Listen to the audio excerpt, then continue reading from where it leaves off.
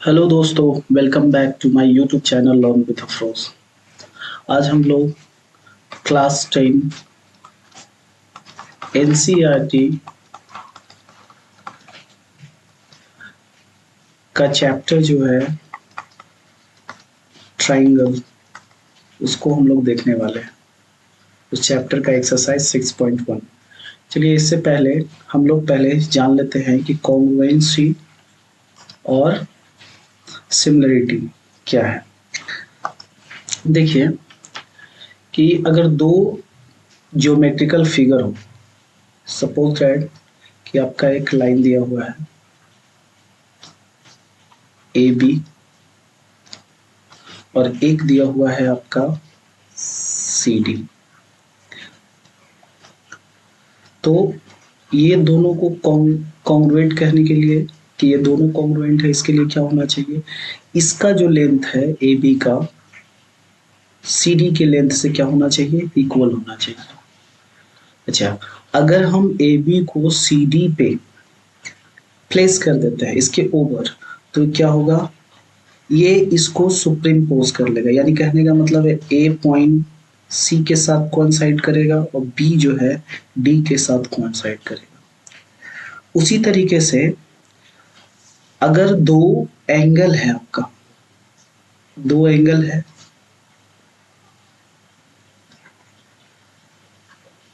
Suppose that कि ये A B और सी है और ये जो है आपका डी ई एफ है। तो ये दोनों कॉन्ग्रुएंट हुआ कब, जब हम ए बी सी को डी ई एफ पे, अगर इसके इसको हम डी ई एफ के ओवर प्लेस करते हैं तो ये पूरी तरीके से क्या करेगा, सुप्रीम पोज करेगा। जैसे बी जो है ई के साथ कोइंसाइड कर जाएगा, ए जो है डी के साथ, सी जो है एफ के साथ कोइंसाइड कर जाएगा। तो हम लोग कह सकते हैं कि ये कॉन्ग्रुएंट है। क्या कहेंगे, कॉन्ग्रुएंट। हम लोग कॉन्ग्रुएंसी देख रहे हैं। उसी तरीके से अगर दो ट्राइंगल आपका दिया हुआ हो, दो ट्राइंगल, तो दो ट्राइंगल अगर दिया हुआ है तो ये इसको हम लोग कब कहेंगे कि ये कॉन्ग्रुएंट है।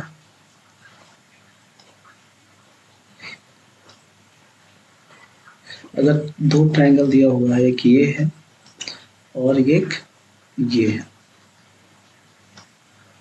इसको हम कॉन्ग्रुएंट कब कहेंगे, ठीक है।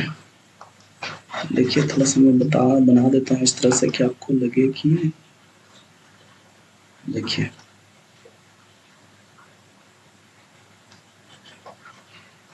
ये कॉन्ग्रुएंट कब कहलाएगा, जब इसके साइड और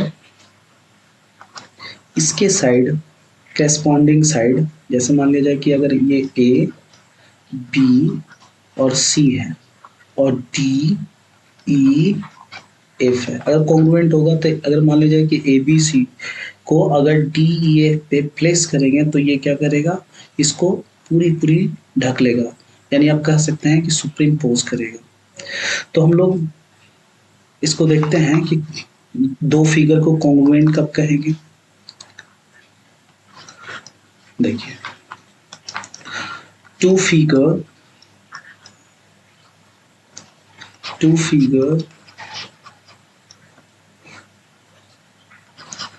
are said to be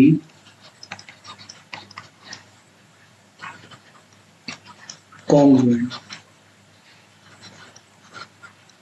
इसको हम लोग कॉन्ग्रुएंट कहेंगे कब, कहेंगे जब उसके वो क्या हो,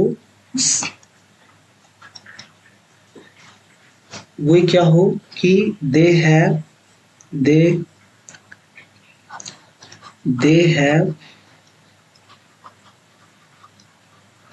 same shape and size। ठीक है, टू फिगर को हम लोग कॉन्ग्रुएंट कब कहेंगे, if they have same shape and size.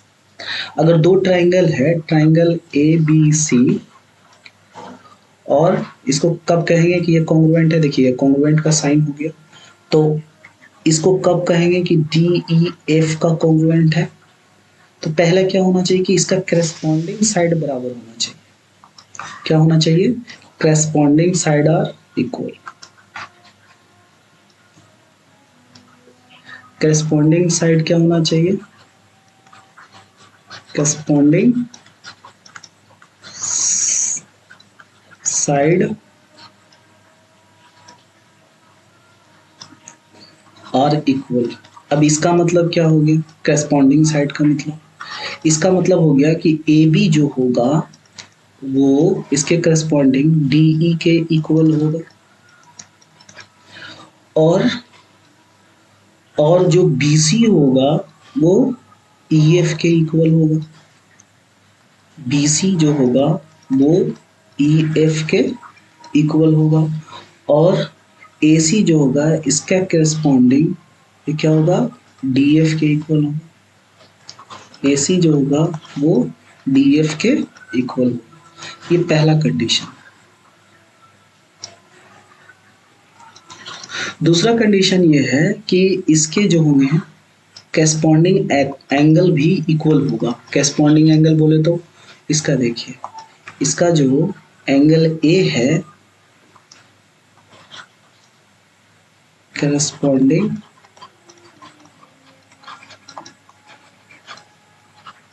Angles are equal. तो देखिए ए का करस्पॉन्डिंग कौन है? तो ए का जो हो गया वो डी हो गया। ए का करस्पॉन्डिंग डी हो गया। उसी तरीके से बी का करस्पॉन्डिंग जो है वो ई होगा। बी का करस्पॉन्डिंग ई होगा। उसी तरीके से सी का करस्पॉन्डिंग एफ होगा। सी का करस्पॉन्डिंग एफ होगा। तो ये दोनों ट्राइंगल क्या कहलाएंगे? कॉन्ग्रुएंट। चलिए अब हम लोग देखते हैं सिमिलरिटी, यानी दो फिगर सिमिलर कब कहलाएंगे। चलिए सिमिलरिटी को देखते हैं।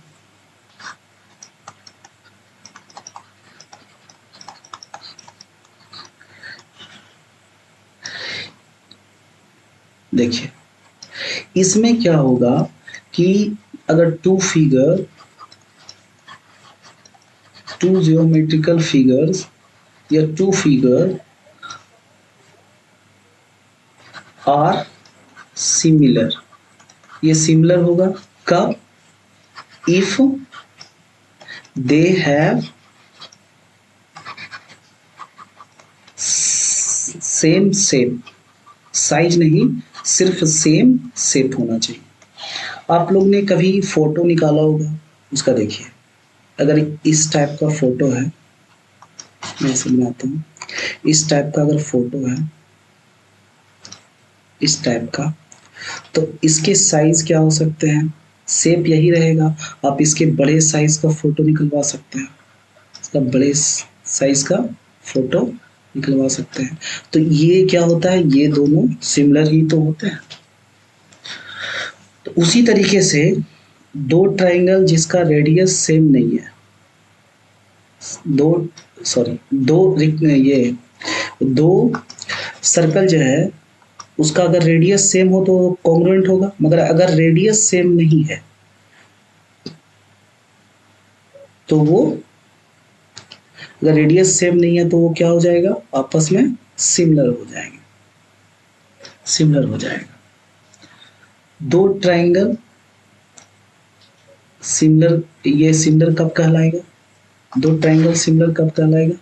जब देखिए मान लीजिए कि ये आपका ट्राइंगल दिया हुआ है, इसको थोड़ा सा और मैं पेन चेंज करता हूँ।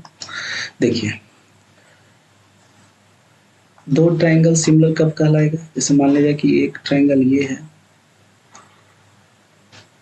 और एक ट्राइंगल आपका ये है। देखिए साइज अलग अलग हो गया, तो ये कब कहलाएगा कि ये सिमिलर है? सपोज दैट कि अगर ए है, ए बी और सी, और ये हो गया डी ई और एफ।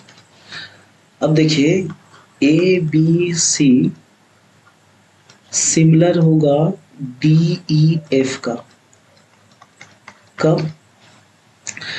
जब इसका करेस्पॉन्डिंग साइड जो है वो होगा इन द सेम रेशियो, या फिर बोल सकते हैं कि प्रोपोर्शनल होगा। जैसे कैसे होगा? जैसे देखिए मान लीजिए कि इसका दिया हुआ है 1 सेंटीमीटर लेंथ, इसका दिया हुआ है 2 सेंटीमीटर लेंथ।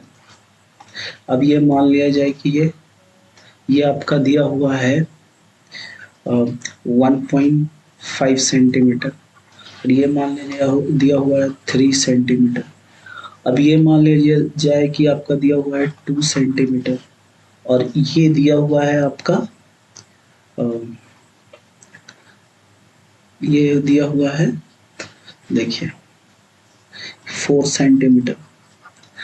तो अगर रेशियो निकालिएगा करेस्पॉन्डिंग साइड का, देखिए ए बी का करेस्पॉन्डिंग क्या है डी ई, बी सी का करेस्पॉन्डिंग ई एफ, ए सी का करेस्पॉन्डिंग डी एफ। ठीक है, तो आप देखिए ये हो सकता है कि ए बी का करेस्पॉन्डिंग डी एफ भी हो, मगर यहाँ सब लिखने का तरीका देखिए, ए बी का करेस्पॉन्डिंग क्या है डी एफ, और बी सी का करेस्पॉन्डिंग क्या है ई एफ, और ए सी का जो करेस्पॉन्डिंग है वो क्या है डी एफ है। तो इस कंडीशन में अगर ये सिमिलर है तो दो कंडीशन होगा ये सिमिलर होने के लिए। फर्स्ट कंडीशन क्या है कि करेस्पॉन्डिंग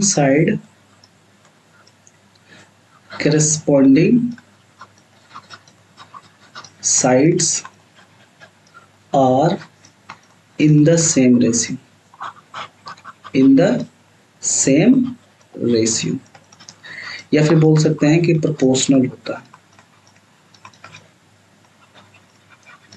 जैसे देखिए अगर हम निकालते हैं A B by D ratio, B C by E F और A C by D F, अगर ये आप निकालते हैं तो कितना हो जाएगा? देखिए आप रेशियो 1/2 का हो जाएगा। दूसरा कंडीशन क्या है कि दूसरा कंडीशन क्या हो कि एंगल इक्वल होना चाहिए।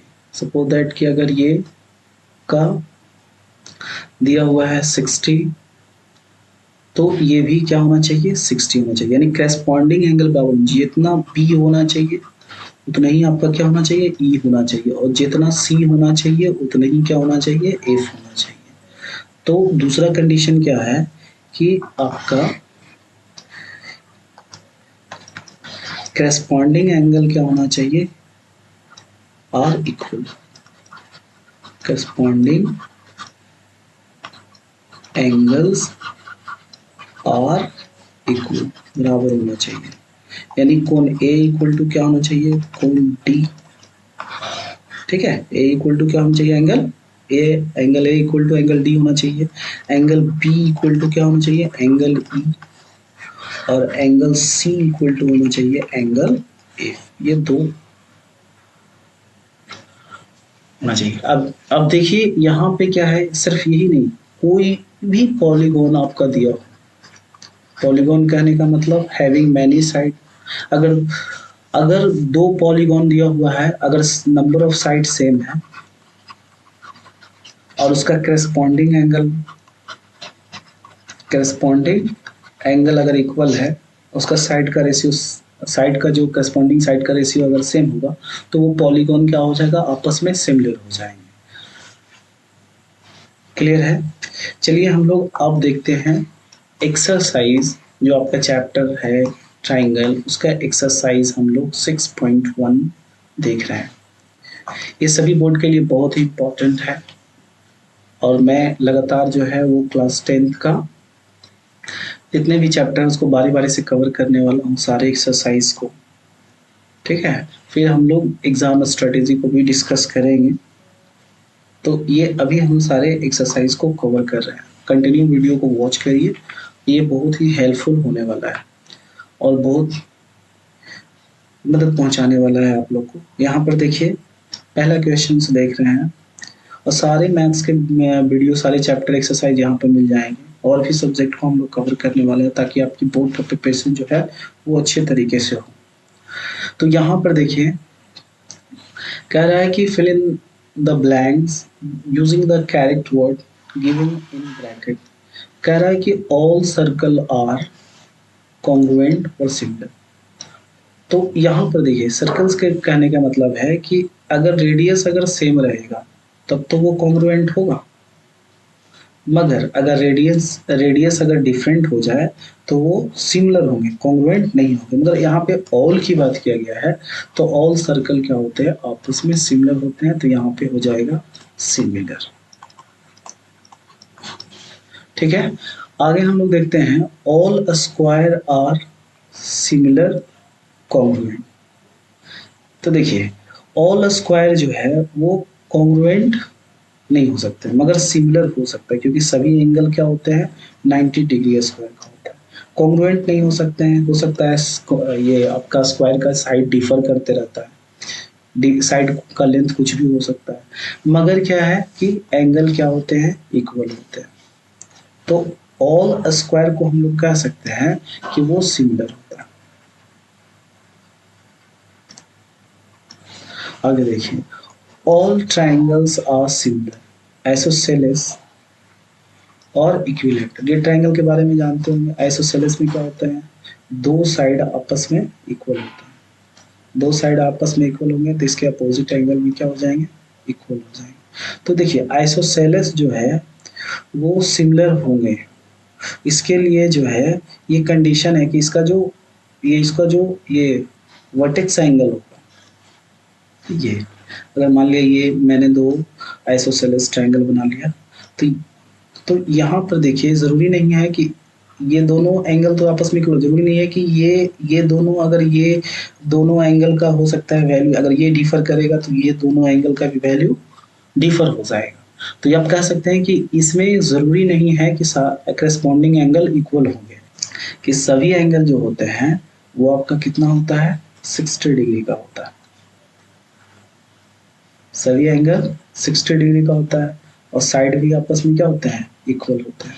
तो ये आपका क्या हो जाएगा, इसका आंसर वो हो जाएगा इक्विलैटरल ट्रायंगल। इक्विलैटरल ट्रायंगल जो होंगे वो आपका क्या होगा, वो सिमिलर होंगे। अब देखिए यहाँ पे कह रहा है two polygon of the same number of side are similar. कब सिमिलर होंगे, जब उसके करस्पॉन्डिंग एंगल्स क्या होना चाहिए, इक्वल होना चाहिए, अभी मैं डिस्कस कर रहा था। और करस्पॉन्डिंग साइड क्या होना चाहिए, वो प्रोपोर्शनल होना चाहिए। क्या होना चाहिए, प्रोपोर्शनल होना चाहिए। चलिए आगे देखते हैं। यहाँ देखिए give two different example of pair of similar figure और नॉन सिमिलर फिगर। इसका दो एग्जाम्पल देना है, सिमिलर फिगर का और नॉन सिमिलर फिगर का। जैसे देख लीजिए, अगर मान लिया जाए, अगर देखिए बहुत सारे मैं एग्जांपल आपसे डिस्कस करता हूँ। अगर दो सर्कल हम लोग बनाते हैं, दो सर्कल अगर बनाते हैं तो वो आपस में क्या हो जाएगा, सिमिलर फिगर। अब देखिए मैं नॉन सिमिलर का एग्जांपल लेता हूँ। जैसे मान लिया जाए कि आपका एक ले लेते हैं हम लोग,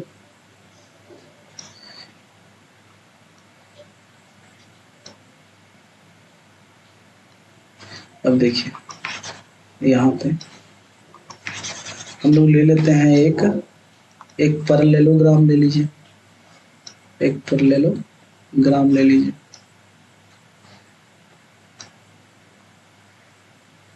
और एक आप क्या ले लीजिए, स्क्वायर ले लीजिए। एक पैरेललोग्राम ले लीजिए और एक स्क्वायर ले लीजिए, तो वो क्या हो जाएंगे, वो आपस में सिमिलर नहीं होंगे। एक स्क्वायर ले लीजिए,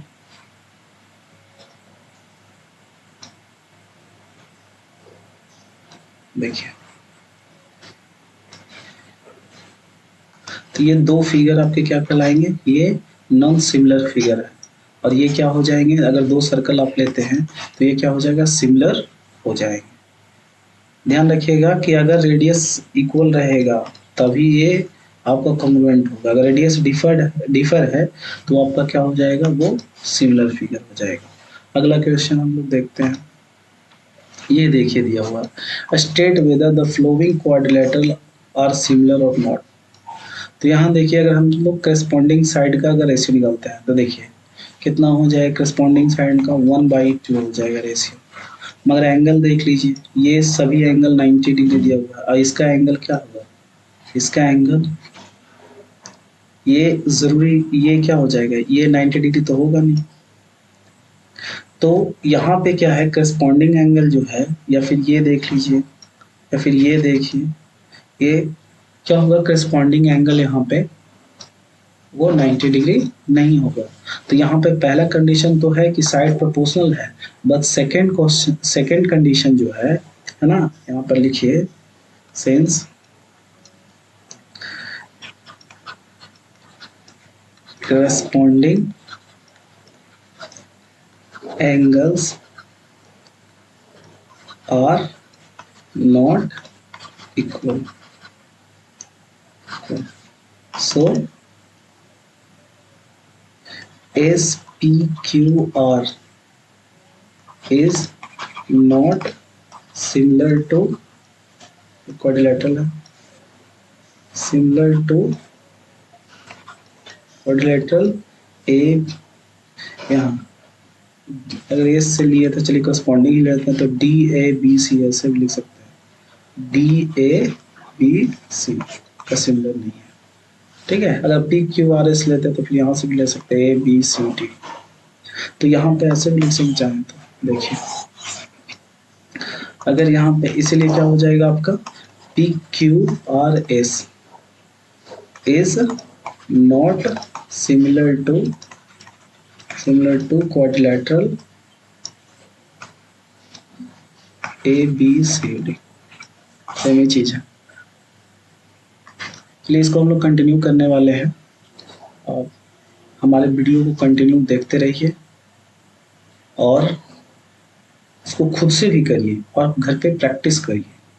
और ऐसा नहीं सिर्फ वीडियो देखना है, आपको खुद पेन और कॉपी उठाना है, उस लिख करके, ठीक है, सॉल्व करके आपको खुद से आंसर को, जो सॉल्यूशन दिया जाता है उसको खुद से लिखना है। ये काफ़ी हेल्प करने वाला है। और भी मैं आपके साथ स्ट्रेटेजी डिस्कस करूँगा। अभी मैं चैप्टर को फोकस कर रहा हूँ और सारे कॉन्सेप्ट को क्लियर कर रहा हूँ ताकि आप बेहतर हो सके और अच्छा प्रदर्शन कर सके, ठीक है। अगर हमारी वीडियो अगर आप लोग को अच्छी लग रही है और कुछ सीखने को मिल रहा है तो इसको लाइक कर लीजिएगा और सब्सक्राइब कर लीजिएगा, ताकि हमें भी कुछ मोटिवेशन मिले, मैं इस तरह के वीडियो आप लोग को प्रोवाइड करते रहूं। तब तक के लिए थैंक यू सो मच, जय हिंद।